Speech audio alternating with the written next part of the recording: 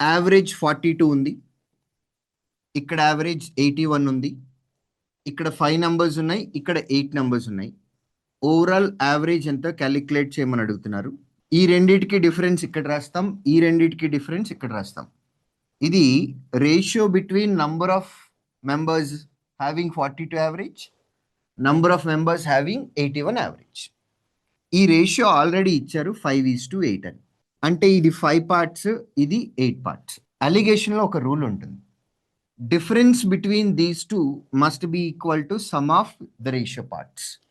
Some of ratio parts అనేది 13 parts ఉంది.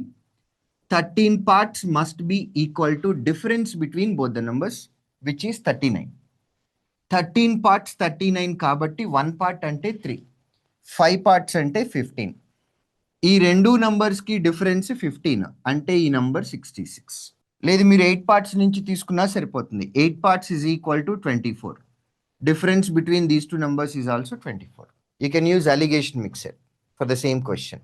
ఇదే క్వశ్చన్కి మనం నిన్న మాట్లాడుకున్న ఈక్వాలిటీ కాన్సెప్ట్ కూడా వేయచ్చు. Fourth method I'm telling you for the same question. Fourth method, already we have 5 numbers, their average is 42. ఇప్పుడు ఆల్రెడీ ఒక గ్రూప్ ఉండి ఈ గ్రూప్కి యావరేజ్ 42 ఉంటే కొత్త నెంబర్ 42 యావరేజ్, కొత్త నెంబర్ ఒకటి యాడ్ చేస్తున్నాం, ఆ నెంబర్ కూడా 42. ఈ నెంబర్ యాడ్ చేసిన తర్వాత గ్రూప్ యావరేజ్ అనేది 42కి ఈక్వల్ ఉంటుందా, ఎక్కువ ఉంటుందా, తక్కువ ఉంటుందా?